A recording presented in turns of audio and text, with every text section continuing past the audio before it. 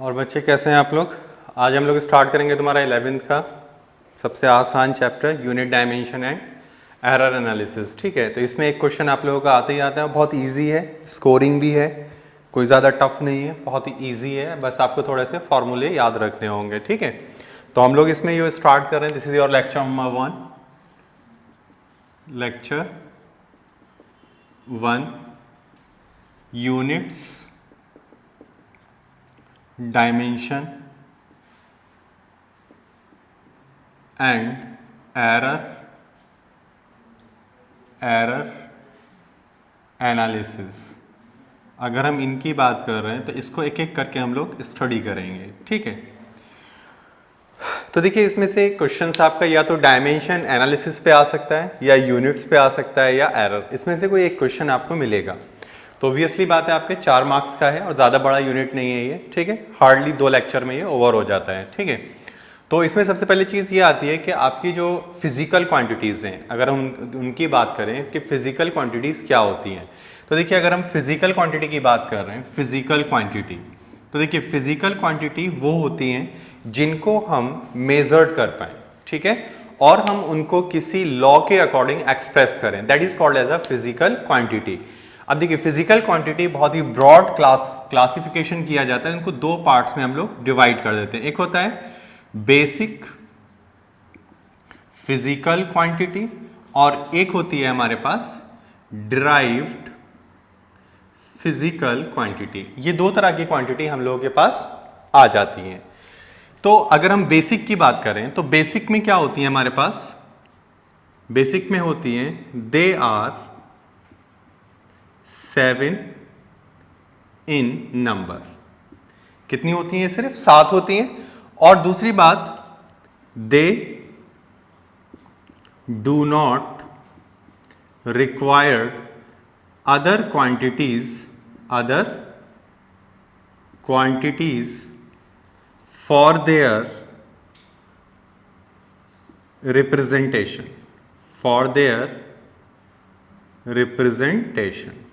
ठीक। अब कौन कौन सी होती हैं तो उनको हम लोग समझ लेते हैं। तो देखिए, अच्छा, इनको फंडामेंटल फिजिकल क्वांटिटी भी कहते हैं। क्या कहते हैं? FPQ। तो I know fundamental physical quantity.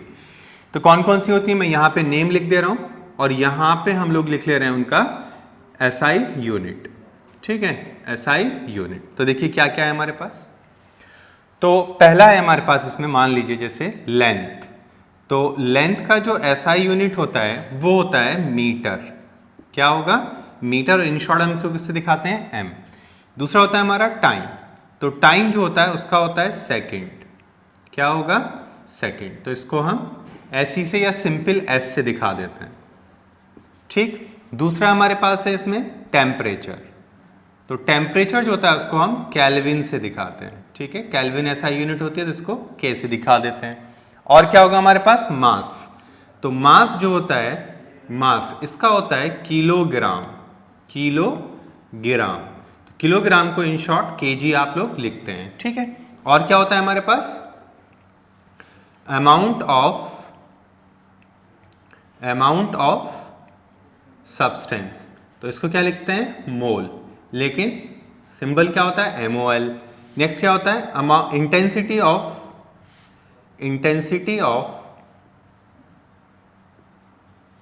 या ल्यूमिनस इंटेंसिटी। ल्यूमिनस, ये लाइट की एक तरह से एनर्जी होती है मेजर करने की। ल्यूमिनस इंटेंसिटी तो इसकी होती है कैंडेला। क्या होगी? कैंडेला। इन शॉर्ट हम इसको CD से दिखाएंगे। ठीक है, और क्या होता है हमारे पास? और एक और होता है हमारे पास इलेक्ट्रिक करंट। ठीक है, तो मैं इसको यहां लिख दे रहा हूं, इलेक्ट्रिक करंट, नॉट चार्ज। तो इलेक्ट्रिक करंट का जो SI यूनिट होता है वो होता है हमारा एम्पियर।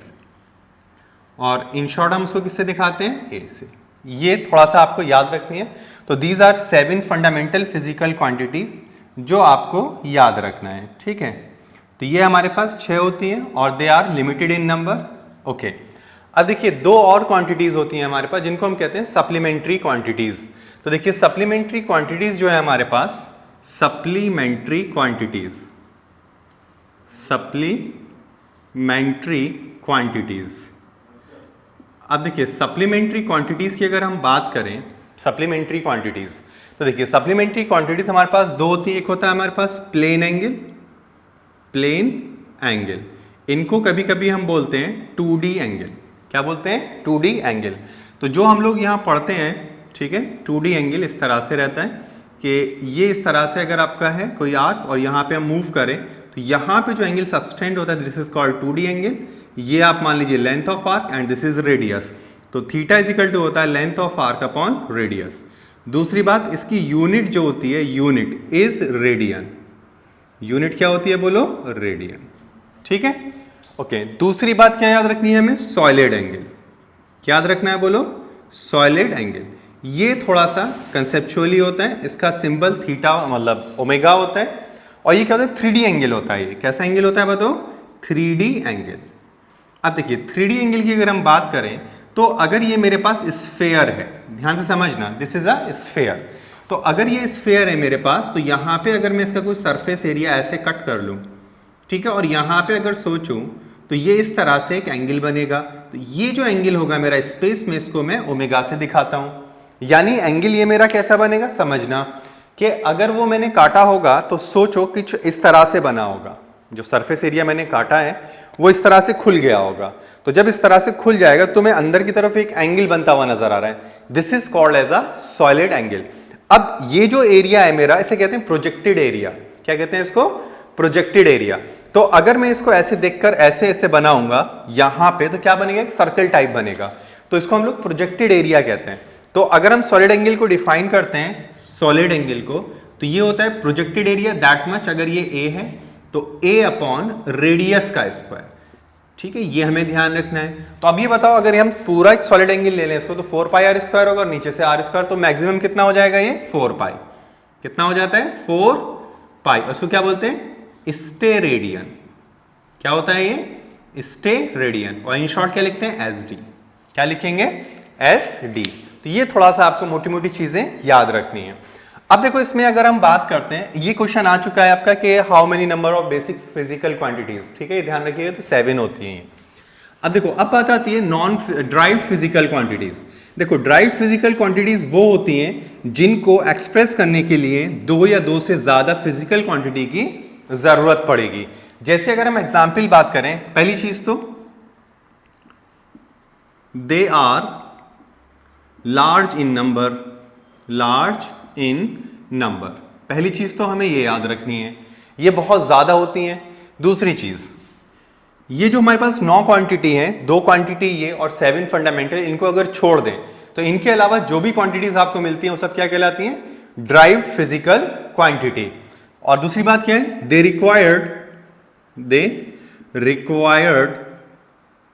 दे आर रिक्वायर्ड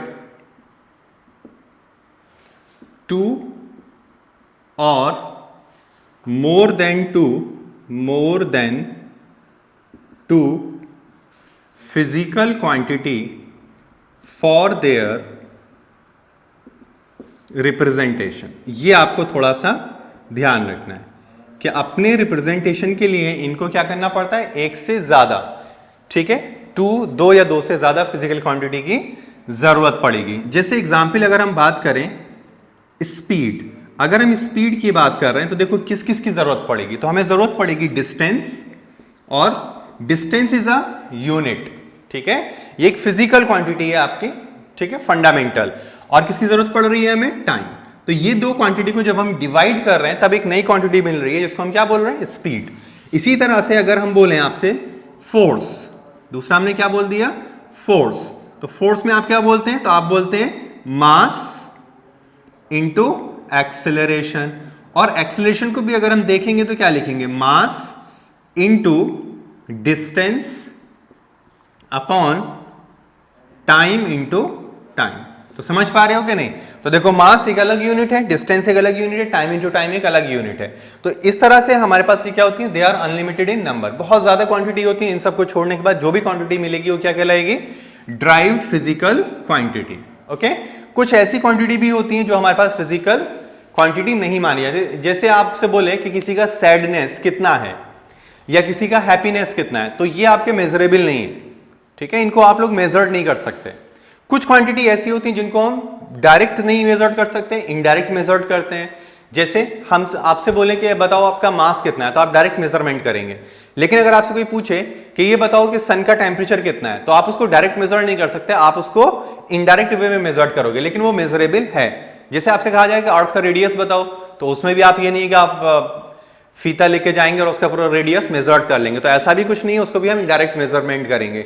या आपसे कोई पूछे कि मून का रेडियस बताओ कितना है, तब भी हम एक इनडायरेक्ट मेजरमेंट करते हैं, तो उसमें इनडायरेक्ट मेजरमेंट होता है, but it can be measurable. ठीक है, ये थोड़ा सा ध्यान रखिएगा। चलिए आगे बढ़े। अब देखो इसमें एक और चीज आती है हमारे पास,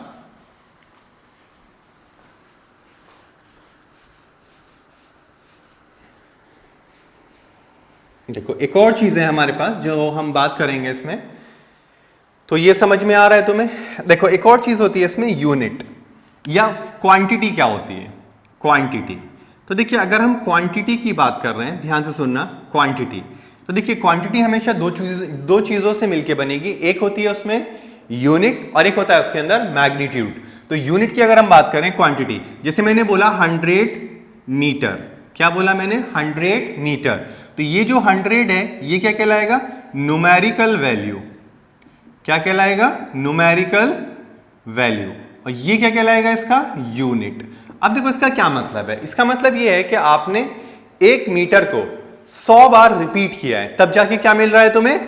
100 मीटर मिल रहा है। इसका मतलब ये हुआ कि कोई भी क्वांटिटी अगर हमारे पास है तो उसके बाद दो चीजें होंगी, न्यूमेरिकल वैल्यू और यूनिट। ये बात समझ में आया? ओके। अब इसी से एक और चीज हम समझते हैं। देखो कैसे समझेंगे? हम ये बोलेंगे चलो ठीक है, अगर ये चीज है हमारे पास तो हम ये भी तो कह सकते हैं कि भैया ये जो Q है हमारे पास, अगर ये मान लो 2 मीटर का है, तो हम ये भी तो लिख सकते हैं ये 100 सेंटीमीटर का है। या हम ये भी तो कह सकते हैं ये 1000 mm का है। बिल्कुल सही बात है, ऐसा बोल सकते हैं। लेकिन क्वांटिटी तो फिक्स है ना, they will be the constant, ये तो चेंज नहीं हो रही ना। तो हम क्या कह सकते हैं कि क्वांटिटी जो होती है वो हमारी होती है N1U1 is equal to N2U2। ये बात समझ में आया कि नहीं? यानी हम यहां से यहां मूव कर रहे हैं तो क्या हो रहा है? न्यूमेरिकल वैल्यू चेंज हो रही है, यूनिट चेंज हो रही है, लेकिन क्वांटिटी क्या है? वही है। तो हम ये कह सकते हैं कि Q is equal to NU is equal to constant. ये बोल सकते हैं कि नहीं? तो हम ये भी कह सकते हैं कि numerical value inversely proportional to the unit. ये आपको ध्यान रखना है। अगर आपका यूनिट बहुत बड़ा हुआ तो न्यूमेरिकल वैल्यू बहुत छोटी होगी। ये आप समझ भी सकते हैं। देखो कैसे? अगर हम इसकी बात करें तो ये 100 सेंटीमीटर है, तो इधर आए तो हमारा क्या हो गया? मीटर, लेकिन यूनिट कितना रह गया?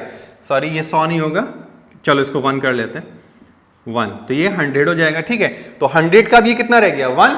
अब अगर यहां से यहां बात करें तो 1000 का कितना रह गया? 100। तो ये चीज आपको मेमोराइज कर लेनी है। ठीक है, ये बात समझ पा रहे हो कि नहीं? ओके। अब अगर ये समझ में आ रहा है तुम्हें, तो इसमें एक चीज तुम्हें याद रखनी है कि अब कन्वर्जन हमें करना होता है कि एक यूनिट सिस्टम से दूसरे यूनिट सिस्टम में हमें जाना होगा। तो उसमें जाने के लिए आपको ये ध्यान रखना है कि उसके यूनिट्स नहीं बदलेंगे। यूनिट का क्या मतलब है अभी समझते हैं। तो ये बात समझ में आ रही है? ओके। अब देखो एक और चीज आती है हमारे पास, डायमेंशंस। डायमेंशंस क्या होते हैं? तो देखो डायमेंशन का मतलब ये होता है कि आपकी जितनी भी उसमें फिजिकल क्वांटिटी यूज हो रही है, फिजिकल क्वांटिटी, ठीक है, फंडामेंटल फिजिकल क्वांटिटी, उनकी पावर को रेस कर किसी अदर फिजिकल क्वांटिटीज को एक्सप्रेस जब किया जाता है, तो जो चीज आपको मिलेगी उसको क्या बोलेंगे हम लोग? क्या बोलेंगे? डायमेंशनल एनालिसिस, या बोलेंगे उसका डायमेंशनल फॉर्मूला है। देखिए क्या मतलब समझना। अगर हम डायमेंशनल फॉर्मूले की बात करें, पहले डायमेंशन समझते हैं। देखो अगर हम डायमेंशन की बात कर रहे हैं, डायमेंशन, तो पहले हम डायमेंशन समझते हैं, डायमेंशन क्या होती है। तो देखिए डायमेंशन बहुत सिंपल चीज है। अगर हम डायमेंशन की बात करें, तो अगर हम लेंथ की बात कर रहे हैं, लेंथ, तो लेंथ का डायमेंशन का मतलब होता है कि जब भी कभी लेंथ लिखा हुआ आएगा तो हम यहां पे L बना देंगे। क्या बना देंगे? L। तो यहां पे अब समझना, यहां पे इस लेंथ को, डिस्प्लेसमेंट को, डिस्टेंस को, ठीक है, रिप्रेजेंट करने के लिए L पे पावर कितनी दिखा रहे हैं हम लोग? 1। तो ये इसका डायमेंशनल क्या कहलाएगा? फॉर्मूला कहलाएगा। क्या कहलाएगा? Dimensional formula. इसी तरह से अगर मेरे पास मास है, क्या है बोलो? मास, तो मैं क्या लिखूंगा इसके लिए? M। इसी तरह से अगर मेरे पास टाइम है, क्या है? टाइम, तो इसको क्या मैं लिखूंगा? T। अगर मेरे पास टेम्परेचर है तो मैं इसको क्या लिखूंगा बोलो? K। ठीक है, ये रिप्रेजेंटेशन है। और इसको कभी कभी थीटा भी लिख देते हैं। क्या लिख देते हैं? थीटा। ये बता देगा तुम्हें उसमें। और क्या होगा हमारे पास? और क्या हो सकता है, ये हो गया हमारे पास। अब जैसे हमारे पास मान लो इलेक्ट्रिक करंट है, इलेक्ट्रिक करंट, तो क्या मिलेगा इलेक्ट्रिक करंट पे, तो हमें मिल जाएगा इलेक्ट्रिक करंट पे ए मिल जाएगा। क्या मिल जाएगा, ए मिल जाएगा। ठीक है, और क्या लिख सकते हैं हम लोग इसके लिए, ठीक है, डायमेंशन हम लोग लिख रहे हैं, ये आ गया हमारे पास। अब अगर हमारे पास अमाउंट ऑफ सब्सटेंस हो, अमाउंट ऑफ सब्सटेंस, तो इसके लिए हम लोग क्या लिख सकते हैं, मोल। तो ये थोड़ी सी चीजें हम लोगों को ध्यान रखनी है। अब हमें समझना है डायमेंशनल एनालिसिस, यानी डायमेंशनल फॉर्मूला क्या होते हैं। डायमेंशनल फॉर्मूले की अगर हम बात करें तो ये डायमेंशन समझ में आ रही है, इस तरह से हमें रिप्रेजेंट कर रहे हैं। अब अगर हम डायमेंशनल फॉर्मूले की बात करें, डायमेंशनल फॉर्मूला, तो देखो अगर हम डायमेंशनल फॉर्मूले की बात कर रहे हैं तो हम कैसे करेंगे, तो जैसे आपसे कोई बोले कि एरिया का डायमेंशनल फॉर्मूला लिखिए, एरिया, तो देखो एरिया को लिखने के लिए आपको इसका बेसिक फॉर्मूला याद होना चाहिए। तो क्या होता है ये बताओ, तो ये होता है लेंथ, कोई भी एरिया होगा लेंथ इंटू लेंथ ही होता है, और कुछ होता है इसके अलावा, कुछ भी नहीं होता। अगर नहीं है तो हम क्या करेंगे इसका बताओ, तो इसको हम करेंगे L इंटू एल, तो क्या आ जाएगा बताओ, तो इसको हम लिख सकते हैं L की पावर 2। अब अगर मैं तुमसे बोलूं कि एक्सेलरेशन लिखो, या चलो पहले आपसे बोल दिया गया वेलोसिटी लिखिए, वेलोसिटी का डायमेंशनल फॉर्मूला लिखो, तो क्या होता है वेलोसिटी, तो आप लिखेंगे डिस्प्लेसमेंट अपॉन टाइम, बिल्कुल बेसिक फॉर्मूले पे चले जाएंगे। अब डिस्प्लेसमेंट क्या होता है, एक लेंथ होती है, तो लेंथ के लिए आपने क्या लिखा है L, तो यहां पे आप क्या लिख देंगे L, और यहां पे क्या लिख देंगे T। तो इसको और क्या कर सकते हैं हम लोग, तो हम लिख सकते हैं L T पे पावर -1, और क्या कर सकते हैं M की पावर 0 L T पे पावर -1, इसको क्या लिख सकते हैं M की पावर 0 L पे पावर 2 T की पावर 0। गॉट इट, ये बात समझ पा रहे हो कि नहीं। अच्छा, और देखो क्या है, अगर हम तुमसे पूछें कि फोर्स का लिखो, किसका पूछ लिया तुमसे, फोर्स का, तो फोर्स का क्या लिखोगे, तो M इंटू ए, क्या लिखोगे बताओ, M इंटू ए। अगर हम M इंटू ए की बात कर रहे हैं तो हम लोग क्या बोलेंगे, बोलो, तो हम ये बोलेंगे M का क्या होता है, मास का क्या होगा बताओ, मास का तो हमने M ही लिखा है तो M लिख देंगे, ठीक है, M। अब बात आ रहा है एक्सेलरेशन, तो एक्सेलरेशन क्या होता है, वेलोसिटी अपॉन टाइम, तो वेलोसिटी का ये है टाइम से डिवाइड कर दो, तो L T पे पावर -1 अपॉन T, तो देखो क्या आ रहा है हमारे पास M L T पे पावर -2, आ गया कि नहीं। और देखो और समझते हैं इसमें, अगर तुमसे पूछ लिया जाए कि वर्क डन का बताओ, किसका बताओ, वर्क डन बताओ, तो अगर हम वर्क डन की बात करें, वर्क डन की बात करें या एनर्जी की बात करें, किसकी बात करें, एनर्जी, तो बताओ क्या होगा इसका। अगर हम इसकी बात करें वर्क डन या एनर्जी की अगर हम बात करें तो कैसे लिखेंगे, तो हम इसको लिख सकते हैं कि वर्क डन या एनर्जी जो होगी that will be equals to what, force into displacement. भाई यही तो होता है, फोर्स इनटू डिस्प्लेसमेंट। तो अगर फोर्स का तुम्हें याद है तो फोर्स का क्या है, ml(t-2) और इंटू इसका क्या हो जाएगा L, तो क्या आ जाएगा ml² T पे पावर -2। सही है। अब अगर तुमसे पूछ ले कि चार्ज का बताओ, इलेक्ट्रिक चार्ज का बताइए क्या होगा, तो अगर हम इलेक्ट्रिक चार्ज की बात करें तो electric charge is equal to क्या होता है, I इंटू टी। फॉर्मूले आपको याद होने चाहिए, तो I इज इक्वल टू क्या होता है, Q/T, तो Q इज इक्वल टू क्या आ गया, I इंटू टी। डन। अच्छा, अगर ये चीज आ रही है हमारे पास तो बताओ आई के लिए तुमने क्या लिखा था, एम्पियर, इसके लिए क्या आ जाएगा, टी। आ गया कि नहीं, बोलो, ठीक है। अगर आपसे कोई पूछ ले इलेक्ट्रिक पोटेंशियल का बताओ, किसका बताओ, इलेक्ट्रिक पोटेंशियल बताओ, तो अगर हम इलेक्ट्रिक पोटेंशियल की बात करें तो बताओ क्या लिखोगे। अगर हम इलेक्ट्रिक पोटेंशियल की बात करें तो क्या करेंगे, तो हम ये बोलेंगे कि electric potential is equal to को होता है वर्क डन अपॉन चार्ज। क्या होता है बोलो, वर्क डन अपॉन चार्ज। तो बताओ वर्क डन का क्या होगा, तो वर्क डन का है ml² T-2 अपॉन इसका कितना आ जाएगा, तो इसका आ जाएगा AT। तो अब क्या लिख पाएंगे हम लोग बताओ, ml² T पे पावर -3 A पे पावर -1। बताओ ये बात समझ में आ रहा है। अब देखिए और अगर हम बात करें तो क्या कर सकते हैं, आइए देखिए,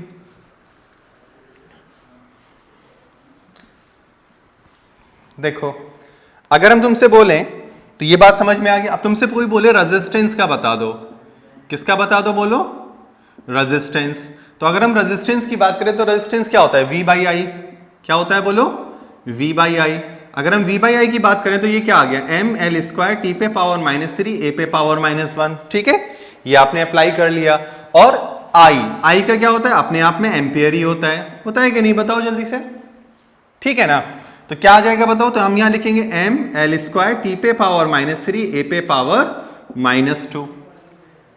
समझ पा रहे हो कि नहीं बात को, ठीक है ना। और क्या पूछ सकता है तुमसे, बताओ, तुमसे मान लो पूछ लिया कैपेसिटेंस का बता दो, सी का बता दो, क्या आप सी का फॉर्मूला क्या याद होना चाहिए, तो क्या होता है, तो ये तुम्हें याद होना चाहिए, Q इज इक्वल टू क्या होता है, CV। तो इसका मतलब ये किसका हो गया, C जो है वो किसका हो गया, कैपेसिटेंस, तो ये हो जाएगा Q बाई V। अगर हम Q बाई V कर रहे हैं तो ऊपर क्या लिखेंगे, AT लिखेंगे कि नहीं, और नीचे क्या लिखेंगे बताओ, तो नीचे लिखेंगे ML स्क्वायर टी पे पावर -3 ए पे पावर -1। यही तो आएगा, देखो यहां से आप इसका इस्तेमाल करे जा रहे हैं बार बार। तो अब क्या मिलेगा हमें बताओ, तो हमें मिल जाएगा m पे पावर -1 l पे पावर -2, ठीक है, और कितना आ जाएगा t पे पावर 4 और a पे पावर 2। बोलो समझ में आ रही है बात, नहीं, ठीक है। और देखो क्या पूछ सकता है तुमसे, अगर तुमसे पूछ ले कि इलेक्ट्रिक फ्लक्स का बता दो, किसका बता दो, इलेक्ट्रिक फ्लक्स, तो क्या होता है इलेक्ट्रिक फ्लक्स, या चलो इलेक्ट्रिक फील्ड का ही तुमसे पहले पूछ लिया कि इलेक्ट्रिक फील्ड का डायमेंशनल फॉर्मूला बोलो, इलेक्ट्रिक फील्ड। तो अगर हम इलेक्ट्रिक फील्ड की बात करें यानी E, electric field intensity actually, तो आप लोग क्या लिखेंगे बताओ इसके लिए। अब इसके लिए आप बोलेंगे तो ये होता है हमारे पास, ये जो होता है ये क्या होता है, तो ये होता है हमारे पास Q upon F upon Q। कितना होता है बताओ, ये F अपॉन Q। अब F का तो हम जानते हैं ML T-2, और ये होता है हमारे पास AT। समझ गए नहीं, तो ये क्या आ जाएगा, ML T पे पावर -3 A पे पावर -1। बताओ यहां तक समझ में आ रही है बात क्या नहीं। अगर तुमसे पूछ ले रेजिस्टिविटी पूछ ले, अगर कि रेजिस्टिविटी का बताओ, रेजिस्टिविटी का बोलो, तो रेजिस्टिविटी का अगर हम बात करें रेजिस्टिविटी का, तो क्या होता है, रो क्या होगा बताओ, ये रेजिस्टिविटी का क्या होता है, A into R upon L, यही होगा भाई रेजिस्टिविटी का फॉर्मूला। रेजिस्टेंस का क्या होता है, R is equal to rho L by A, तो रो का क्या आ गया, R into A by L, यहां से हमने उसको यूज कर लिया।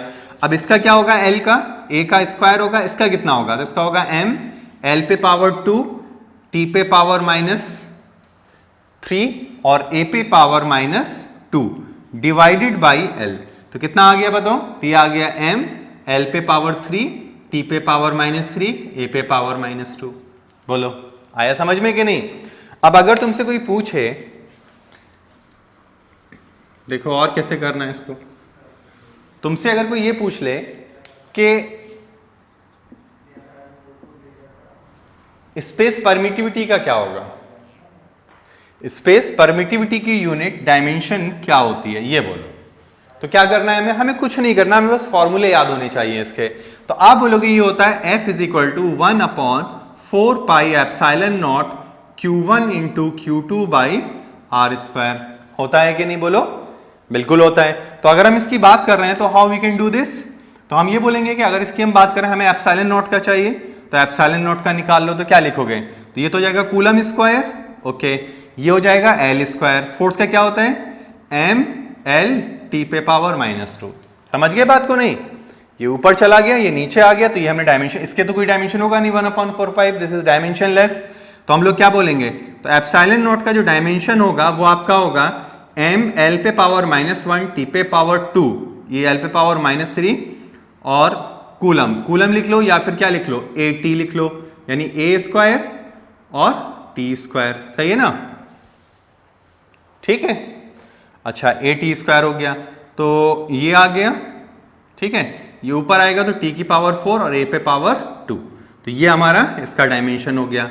अगर तुमसे पूछ ले के का डायमेंशन बोलो, के का क्या होता है, के क्या होती है 1/4 पाई एप्सिलॉन नॉट, इसका डायमेंशन आपसे पूछा जा रहा है, तो क्या करना है, इसको रिवर्स ही तो करना है, तो जो इसका निगेटिव है उसको पॉजिटिव और जो इसका पॉजिटिव है उसको निगेटिव कर दो। तो कैसे करोगे बताओ, तो कैसे करोगे इसका, 1/k की अगर हम बात कर रहे हैं तो अच्छा ये -1 आएगा इस पे, ठीक है ना, ये ऊपर जाएगा तो -1 हो जाएगा ठीक है, अब करो जरा, तो ये आएगा m l पे पावर 3 t पे पावर -4 और a पे पावर -2। समझ पा रहे हो कि नहीं। अब देखो अगर आपसे कोई बोले इलेक्ट्रिक फ्लक्स का बता दो, किसका बताओ, इलेक्ट्रिक फ्लक्स। तो देखो अगर हम इलेक्ट्रिक फ्लक्स के बारे में बात करें कि इलेक्ट्रिक फ्लक्स क्या होता है हमारे पास, तो देखिए उसमें कैसे करेंगे। तो अगर हम इलेक्ट्रिक फ्लक्स की बात कर रहे हैं, इलेक्ट्रिक फ्लक्स, तो इलेक्ट्रिक फ्लक्स जो होता है वो हमारे पास होता है E इंटू ए, यानी इलेक्ट्रिक फील्ड इंटू एरिया। तो इलेक्ट्रिक फील्ड की अगर हम बात करें तो ये क्या होता है, ये होता है F by Q into area. रटने की कोई जरूरत नहीं है तुम लोगों को। ये कितना हो जाएगा ml t पे पावर -2, ये कितना हो जाएगा a स्क्वायर t पे पावर 2, और ये क्या हो जाएगा l स्क्वायर। तो बताओ कितना आ गया, तो ये आ जाएगा m l पे पावर 3 t पे पावर -4, और यहाँ पे कितना आ जाएगा a पे पावर -2। ये बात समझ में आ रही है कि नहीं। तो ये हमारा क्या होगा, इलेक्ट्रिक फ्लक्स। तो अगर हम इस इलेक्ट्रिक फ्लक्स की बात करें तो हम इसको ऐसे रिप्रेजेंट कर सकते हैं। ठीक है, बनाइए इसको जल्दी से। तो इस तरह से आपको ये थोड़ी चीजें याद रखनी है। जैसे एक और चीज होती है हमारे पास, कोफिशिएंट ऑफ विस्कोसिटी। अगर कोफिशिएंट ऑफ विस्कोसिटी आपसे पूछी जाती है तो उसके लिए फॉर्मूला आपको याद होना चाहिए। तो कोफिशिएंट ऑफ विस्कोसिटी अगर हम पूछें तो कोफिशिएंट ऑफ विस्कोसिटी क्या होती है, तो विस्कस फोर्स जो होती है वो होती है minus eta into A delta we by delta x. ये हमारे पास फॉर्मूला होता है। तो ये जो ईटा तुम्हें नजर आ रहा है इसको बोलते हैं कोफिशिएंट ऑफ विस्कोसिटी। क्या बोलते हैं, कोफिशिएंट ऑफ विस्कोसिटी। अगर इसकी हम बात कर रहे हैं तो क्या करेंगे इसका, तो हमें इसका डायमेंशन चाहिए। अगर इसका तुम्हें डायमेंशन चाहिए then how you can write this, तो ईटा इज इक्वल टू होगा F into delta X upon A into delta V. होगा कि नहीं, वी इज द वेलोसिटी। ये ध्यान रखिएगा, ये वेलोसिटी है, वॉल्यूम नहीं है। दिस इज वेलोसिटी, इसे वेलोसिटी ग्रेडियंट कहते हैं। ठीक है, तो हमारे पास क्या आ जाएगा जल्दी से बताओ, तो ये आ जाएगा M L T minus 2 into L upon, ये कितना हो जाएगा एल पे power 2 into L upon L और टी पे पावर -1। तो देखो ये दोनों मिलकर तो इसको कट कर लेंगे। ठीक है, अब इनको ऊपर ले आओ तो क्या आ जाएगा m l पे पावर -1, सही है ना, और ये आ जाएगा तो t पे power -1। This is your eta, this is what eta. अब एक और चीज होती है, अगर आपसे पूछ ले कि यंग्स मॉडुलस बताओ, क्या बताओ, यंग्स मॉडुलस। तो देखो अगर हम यंग्स मॉडुलस की बात कर रहे हैं, यंग्स मॉडुलस, तो यंग्स मॉडुलस जो होता है हमारे पास, यंग्स मॉडुलस, ठीक है, इन शॉर्ट इसको हम कैपिटल Y से रिप्रेजेंट करते हैं। तो क्या होता है, तो ये होता है आपका स्ट्रेस अपॉन स्ट्रेन। क्या होता है, स्ट्रेस अपॉन स्ट्रेन।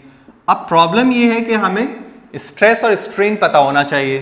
तो स्ट्रेस जो होता है, स्ट्रेस, ठीक है, ये होता है फोर्स अपॉन एरिया। क्या होता है, फोर्स अपॉन एरिया। और स्ट्रेन जो होता है, स्ट्रेन, ये होता है हमारे पास ओरिजिनल लेंथ, ठीक है, अपॉन दिस, या हम ऐसे भी बोल सकते हैं original configuration upon change in configuration, change in configuration. तो इसकी अगर हम बात करें तो ये तो आ जाएगा एम एल टी पे पावर -2 अपॉन एल स्क्वायर। तो क्या आ जाएगा एम एल -1 टी पे पावर -2, और ये डायमेंशन लेस होती है, मतलब L0 T0 दिस, सही है। अगर ये चीज आ रही है हमारे पास तो बताओ यंग्स मॉडुलस का क्या होगा, मॉडुलस ऑफ रिजिडिटी भी, मॉडुलस ऑफ, तो ये हो गया, तो यही आ जाएगा हमारे पास m l पे पावर -1 t पे पावर -2। ठीक है, तो ये बात समझ में आई कि नहीं। तो इस तरह से ये सारी चीजें आपको थोड़ा समझ में आना चाहिए। ठीक है, बनाओ इसको जल्दी से।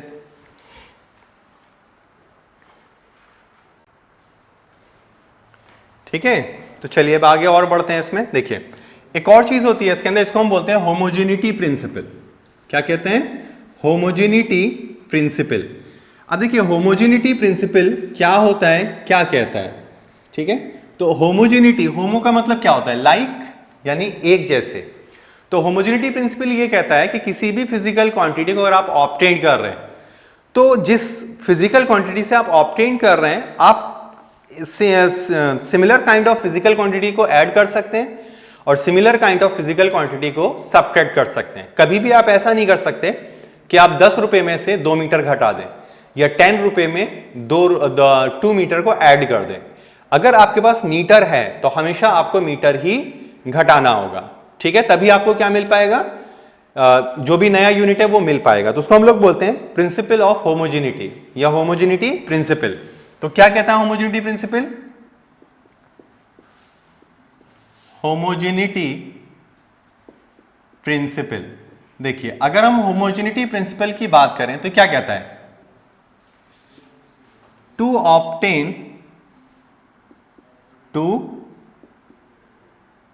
Obtain a physical quantity by addition और subtraction of similar kind of physical quantity, similar kind of physical quantity. तो इसको हम लोग कहते हैं कि ये हमारे पास होगा। अब इसके बारे में थोड़ा सा डिस्कस करते हैं। तो अगर मान लीजिए कि मेरे पास, मैंने आपसे बोला कि मेरे पास एक चीज है y is equal to A X plus B T square, A X plus B T square. मैंने आपसे बोला y एंड x क्या है, डिस्प्लेसमेंट, क्या है डिस्प्लेसमेंट, और t क्या है, टाइम। तो फाइंड, आपसे पूछेगा dimension of a and b। तो आप a और b के डायमेंशन बताइए, a और b का क्या बताइए, डायमेंशन। अब देखो अगर हम इसका डायमेंशन पता करना है, अगर हमें इसका डायमेंशन पता करना है तो हम कैसे करेंगे, ठीक है। तो चलिए समझते हैं अब इसको। तो अगर हमें डायमेंशन पता करना है तो डायमेंशन के लिए अब हमें क्या करना है, देखिए तो अब हम इस पे होमोजेनिटी प्रिंसिपल लगाएंगे, समझना। तो अगर ये y इज इक्वल टू हमारे पास A X plus B T square है, तो ये क्या है, डिस्प्लेसमेंट। अगर ये डिस्प्लेसमेंट है तो उसका डायमेंशनल क्या होगा, L होगा। तो ये भी L होना चाहिए और ये भी L होना चाहिए। इसका मतलब ये हुआ, अभी मैं थोड़ा धीरे धीरे सिखा रहा हूं तुम्हें, तो ये आ गया मेरे पास। तो अब ये बताओ ये क्या है, तो A का तो मुझे पता नहीं, इसका तो L ही हो गया ना, और ये भी L है। तो बताओ A क्या आ गया, डायमेंशनलेस, M0 L0 T0। आया कि नहीं आया, बिल्कुल आ गया। ये हमने ऐसे पता कर लिया। अब आपसे कहा जा रहा है BT का बताइए, BT स्क्वायर में, तो ये L होना चाहिए, और यहां पे क्या है B, और यहां पे क्या है T की पावर 2। तो सिंपल दिखाई दे रहा है, B जो होना चाहिए वो क्या होना चाहिए, L T पे पावर -2, यानी कि एक्सेलरेशन होना चाहिए। क्या होना चाहिए, एक्सेलरेशन। तो ये हमें मिल जाएगा। समझ में आई अब बात, बनाओ इसको जल्दी से।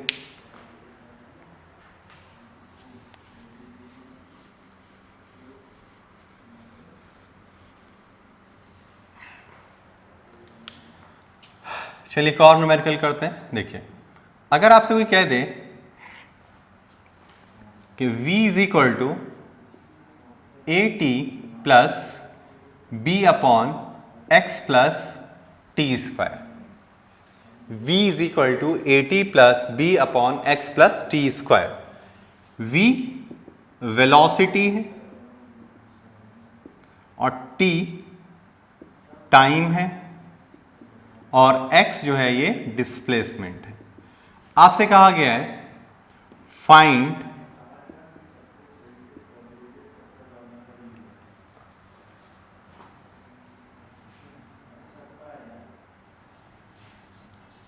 ठीक, find the dimension of a and b। a और b के हमें क्या करना है, डायमेंशन निकालना है। करो जरा जल्दी से इसको।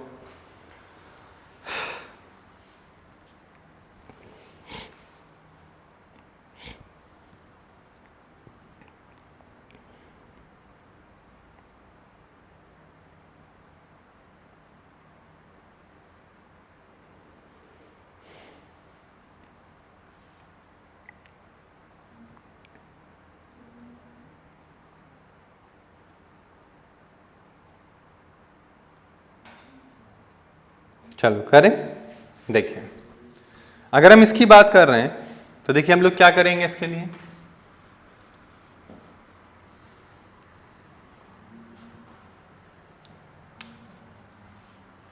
देखो ये हमें जो दिया हुआ है वो क्या है, v is equal to A T plus B upon C plus T square. अब ध्यान से समझना थोड़ा सा, तो आप ये बोलेंगे इसका जो डायमेंशन होगा वो होगा एल टी पे पावर -1। अब ये बताओ मैं ए को यहाँ पे ए की डायमेंशन क्या प्लेस कर दूं कि यहाँ पर ये टी जो पावर 1 है ये तो -1 हो जाए, तो आप बोलेंगे टी की पावर -2 कर दो, तो आ गया ना, जैसे 1 ऐड करेगा तो ये आ जाएगा, और एल तुम्हारे पास है नहीं तो यहाँ पे एल, तो ये हो जाना चाहिए डायमेंशन ऑफ ए।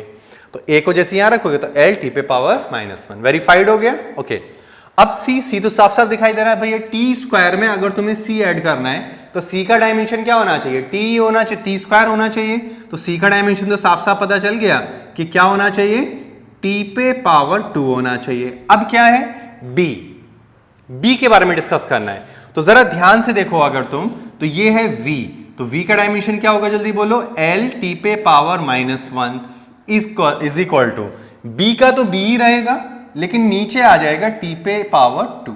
ये बोलो, ये समझ में आया कि नहीं आया, आ गया।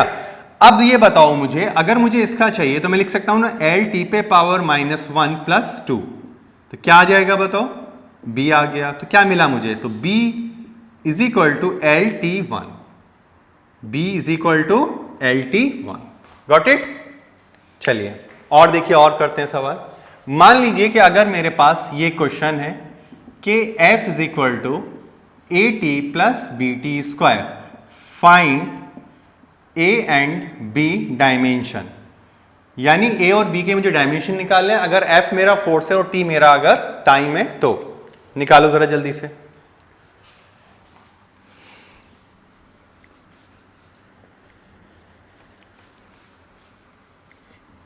क्या करेंगे, again we have to apply the homogeneity principle. ये बताओ अगर ये न्यूटन है तो ये भी न्यूटन होगा और ये भी न्यूटन होगा, क्योंकि तभी ऐड हो सकते हैं, बीच में क्या लगा हुआ है, ऐड या सब्ट्रैक्शन होगा तो क्या होना चाहिए, होमोजेनिटी प्रिंसिपल काम करना चाहिए।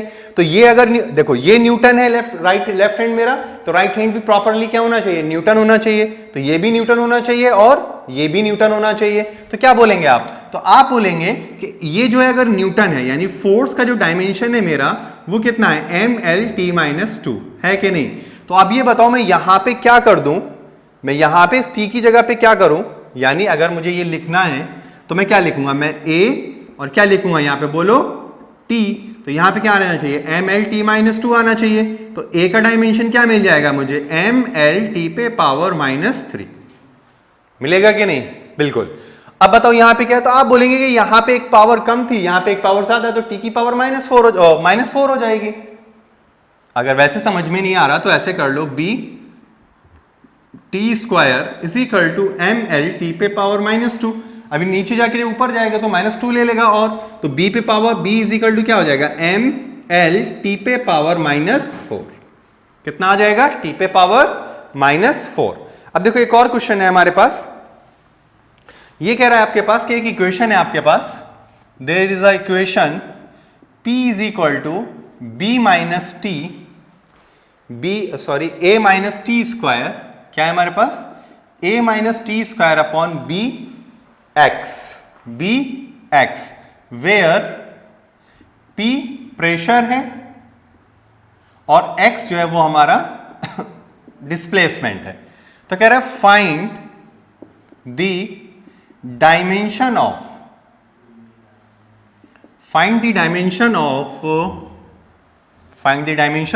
a upon b।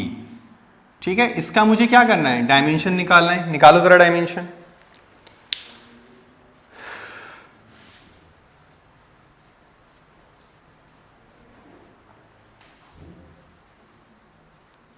निकालिए डायमेंशन, कैसे निकालेंगे आप लोग,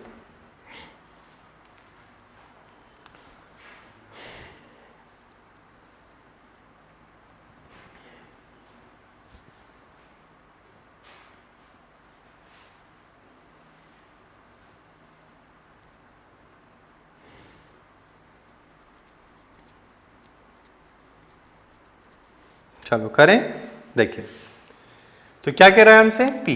तो अब देखो जरा ध्यान से सुनो, होमोजेनिटी फिर काम करेगी, तो आप ये बोलेंगे कि अगर हम इसको थोड़ा सा देखें, अभी इसको देखिए, तो हमसे देख रहे हैं कि a में से टी स्क्वायर घटाया जा रहा है, इसका मतलब a का डायमेंशन क्या होना चाहिए, t की पावर 2। ओके, अच्छा, प्रेशर क्या होता है? प्रेशर क्या होता है? Force upon area. तो अगर हम प्रेशर की बात करें तो फोर्स अपॉन एरिया तो क्या हो जाएगा? M L T minus two upon L square. यहां पे क्या आ जाएगा? T square upon B into L. आ जाएगा कि नहीं? तो अगर हमें क्या निकालें, पावर एक कम हो गई, ठीक है। और देखिए अब हमें b चाहिए, तो b के लिए क्या होगा? ये इधर आ जाएगा, यानी b is equal to T square L upon M L T पे पावर माइनस टू। तो क्या आ जाएगा हमारे पास? b इज इक्वल टू आ जाएगा m पे पावर माइनस वन, l पे पावर माइनस, l तो l कैंसिल ही हो गया, l से l कैंसिल हो गया, तो क्या आ जाएगा? t पे पावर 4।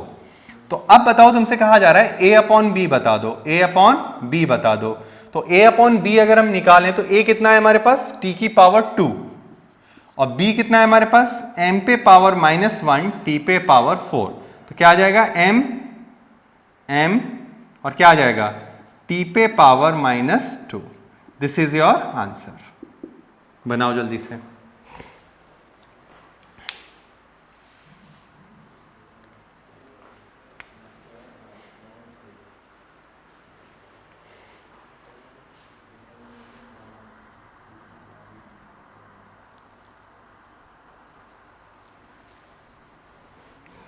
देखिए क्वेश्चन दिया हुआ है हमें,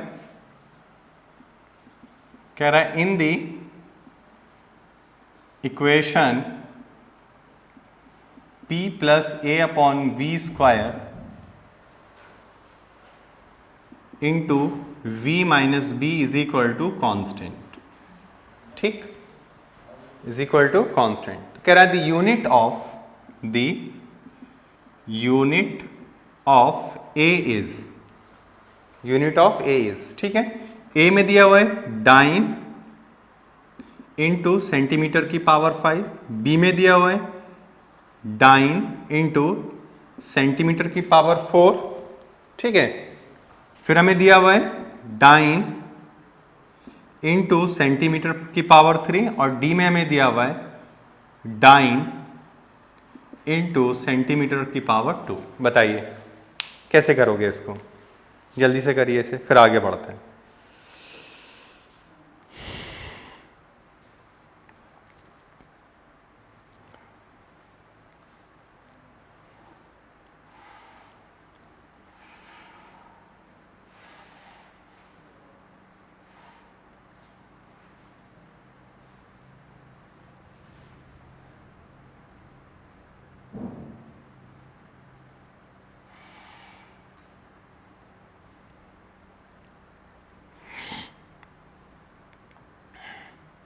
करें, देखिए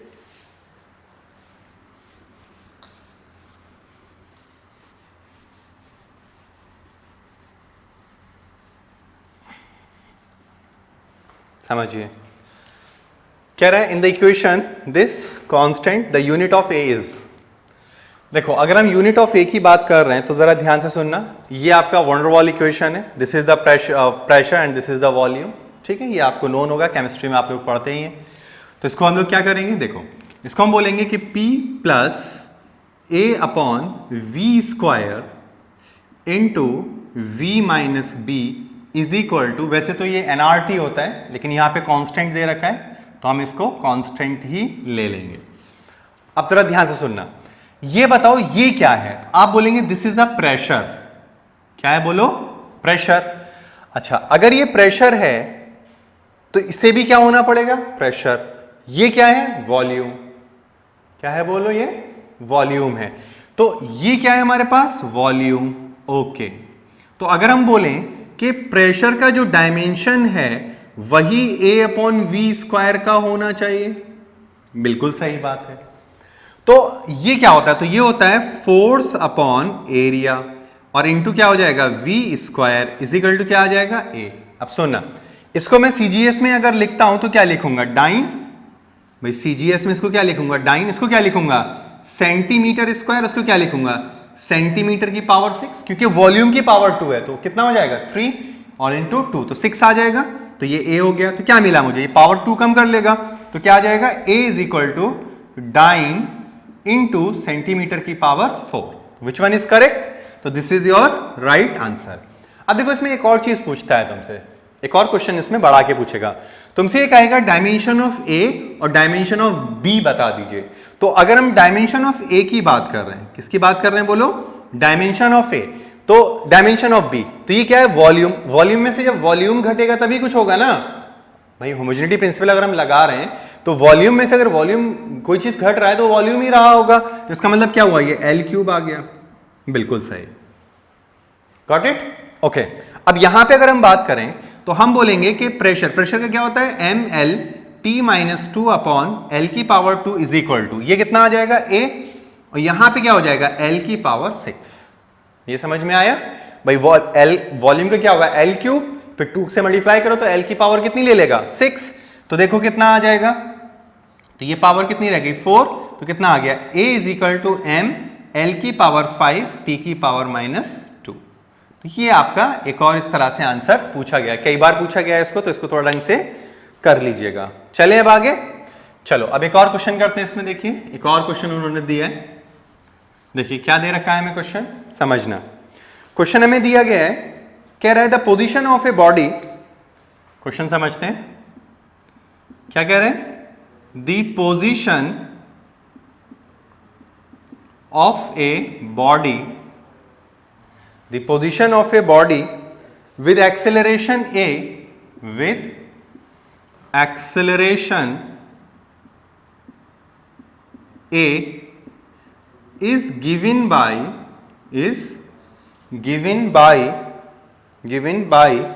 x is equal to k a की पावर m इंटू t की पावर n, ठीक है। here t is time, ठीक है। पूछ रहा है तुमसे find the value of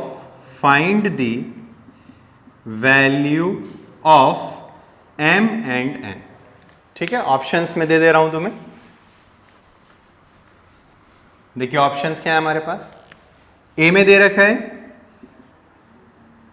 m is equal to n is equal to 1, b में दे रखा है आपको m is equal to 1 n is equal to 2, c में आपको दे रखा है m is equal to 2 n is equal to 1, D में आपको दे रखा है m is equal to n is equal to 2।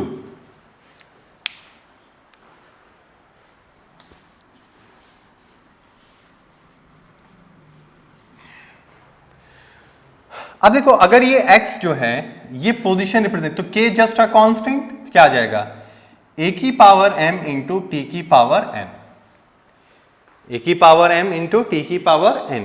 तो आपसे कह रहा है क्या कहा गया, m और n की वैल्यू बताओ, तो ये तो कांस्टेंट है, इससे कोई मतलब ही नहीं है हमें, इससे मतलब है, तो ये क्या है पोजीशन है, तो ये तो l हो गया, ओके। ये एक्सेलरेशन है, अब ध्यान से सुनना, एक्सेलरेशन लिखा जाएगा l t पे पावर -2 की पावर m इंटू, इसे क्या लिखेंगे t की पावर n। अब सुनना जरा, इसको कैसे लिखेंगे आप, इसको बोलोगे l की पावर m, ये हो जाएगा t की पावर -2m प्लस n, ठीक है। यहां पे क्या लिखोगे, यहां लिखोगे m पे पावर 0, l पे पावर 1, t पे पावर 0। अब देखो तो या इधर के जो कोफिशिएंट, इधर की जो पावर्स हैं और इधर की जो पावर्स हैं वो क्या होनी चाहिए आपस में बराबर। तो आप क्या बोलोगे m, तो m किसकी पावर है l, और l की पावर यहां कितनी है 1, तो ये 1 होना चाहिए, ठीक है।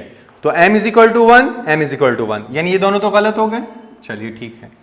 अब हम क्या लिखेंगे, तो -2m plus n is equal to क्या होना चाहिए 0, क्या होना चाहिए 0 होना चाहिए। तो हम क्या लिखेंगे -2 into 1 plus n is equal to 0, यानी n इज इक्वल टू 2, तो n इज इक्वल टू कितना आ गया 2, तो विच वन इज करेक्ट, तो this is your right answer, ठीक है।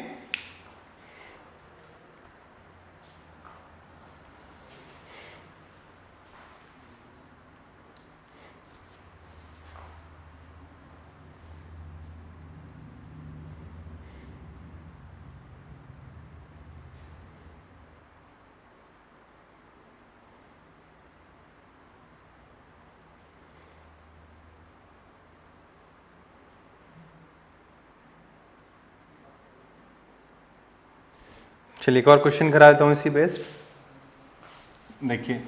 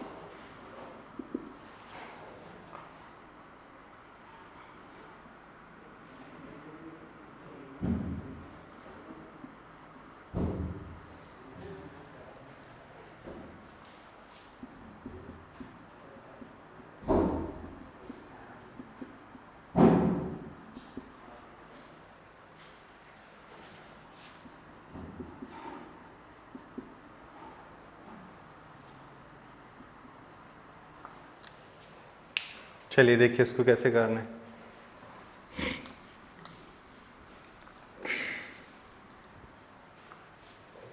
देखो, velocity of a freely falling body changes as H G की पावर p एंड h की पावर q, एक्सेलरेशन और ये है, ठीक है। तो ये वेलोसिटी है हमारे पास, तो वेलोसिटी सम कांस्टेंट g की पावर p और h की पावर q। तो आपसे p और q की वैल्यू पूछी गई है, तो वही डायमेंशन एनालिसिस करेंगे। ये कितना आएगा l t पे पावर -1, ये कितना आएगा l t पे पावर -2 की पावर p, और ये क्या आ जाएगा l पे पावर q। बहुत सिंपल है, l t की पावर -1 इज इक्वल टू क्या आएगा l पे पावर p, t पे पावर -2p प्लस q। सही, तो क्या आ जाएगा बताओ, तो p तो इज इक्वल टू 1 हो गया, तो है कहीं 1, तो एक, अच्छा ये और ये है आपके पास, ठीक है। अच्छा अब क्या लिखेंगे, -2p plus q is equal to कितना होना चाहिए -1, और p की वैल्यू कितनी है बताओ 1, तो क्या आ जाएगा -2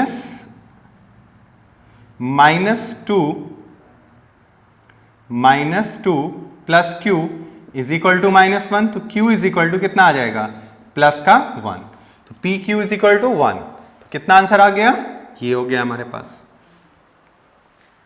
क्लियर, बनाइए इसको जल्दी से।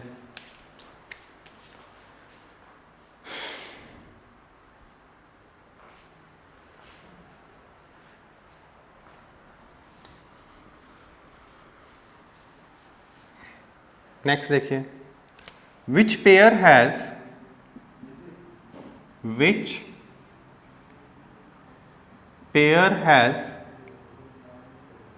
सेम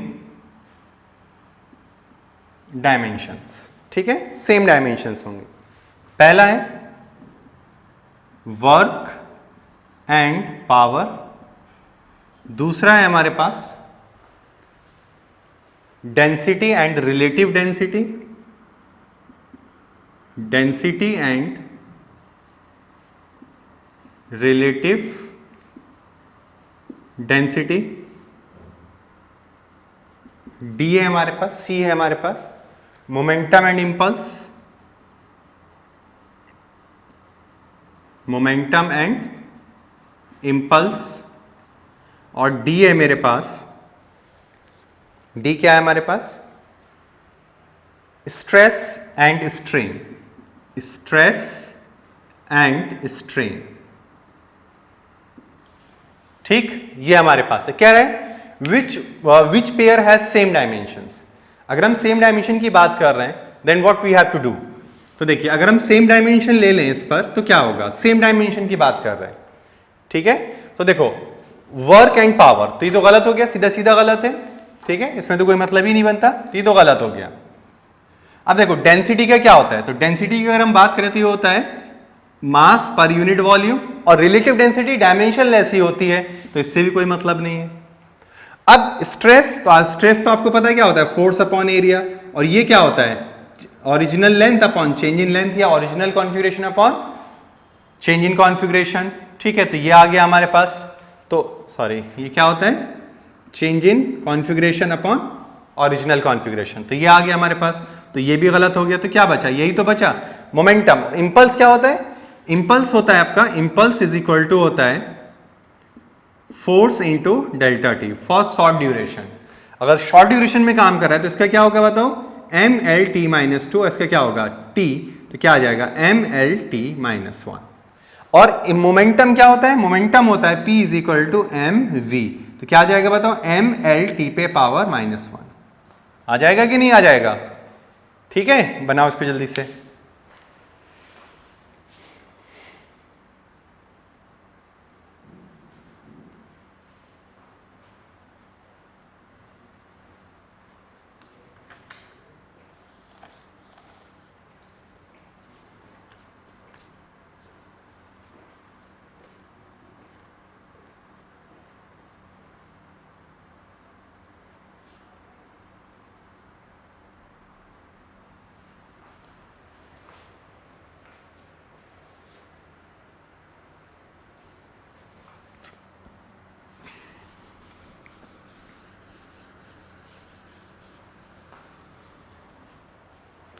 चलिए देखिए एक और, ये इस तरह का क्वेश्चन बहुत पूछता है, मैं यहाँ करा दे रहा हूँ तुम्हें।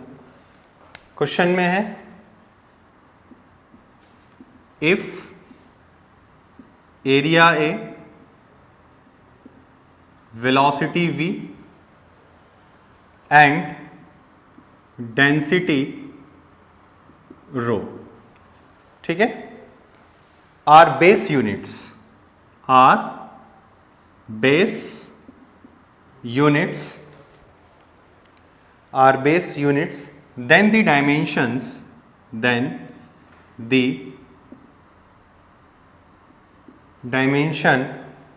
dimensional formula of force can be expressed as, ठीक है, ए है हमारे पास, ए वी रो, बी है हमारे पास ए वी स्क्वायर रो, सी है हमारे पास ए वी रो स्क्वायर, और डी है हमारे पास ए स्क्वायर वी रो, ठीक है, ये है हमारे पास। तो देखिए इसमें कुछ नहीं करना है, फोर्स क्या है, देखिए इसको बेसिक यूनिट्स का क्या मतलब है, ये नहीं जो बोल रहा है कि ये बेसिक यूनिट्स की तरह है, मतलब ये एमएलटी की तरह काम करेंगे। तो हमारे पास जो फोर्स होता है वो एक्चुअल में क्या है, M L T minus two, यही है ना, M L T minus two. अब देखो इसके दो तरीके होते हैं करने के, या तो आप डायमेंशन एनालिसिस लगाओ या ऐसे कर लो। अब ये बताओ ये एरिया क्या होता है हमारे पास, इस एरिया की बात करें तो ये तो एल स्क्वायर होगा, ये क्या होगा एल बाई टी, और ये क्या होगा एम अपॉन एल क्यूब। तो देखो ये तो नहीं आ रहा है, ये तो नहीं आ रहा है, देखो साफ साफ दिखाई दे रहा है हमें। अच्छा अगर हम इसकी बात कर लें तो देखो, हाँ अगर हम इसकी बात करें तो शायद ये मिल जाए हमें, ठीक है, अगर हम इसकी बात करें, ठीक है, नहीं, क्योंकि हमें क्या चाहिए, हमें चाहिए टी की पावर -2। तो इसकी हम बात करें जरा, देखो देखो तो इस पे कैसे मिलेगा, L square T square upon T square into M upon L cube. तो देखो क्या मिल रहा है, तो देखो ये कट गया, देख अब क्या मिला, एल एम या M L T minus two, ठीक है, तो वेरीफाई हो गया, तो विच वन इज करेक्ट, तो this is your right answer, ठीक है। तो ये ज्यादा बेटर वे होता है करने का, ठीक है। तो चलिए यहीं पे स्टॉप कर लेते हैं, अब आगे नेक्स्ट लेक्चर में हम इसी में आगे कंटिन्यू करेंगे आपका, ठीक है, सिग्निफिकेंट फिगर्स और एरर एनालिसिस वगैरह, ठीक है, ओके, ठीक है, थैंक यू।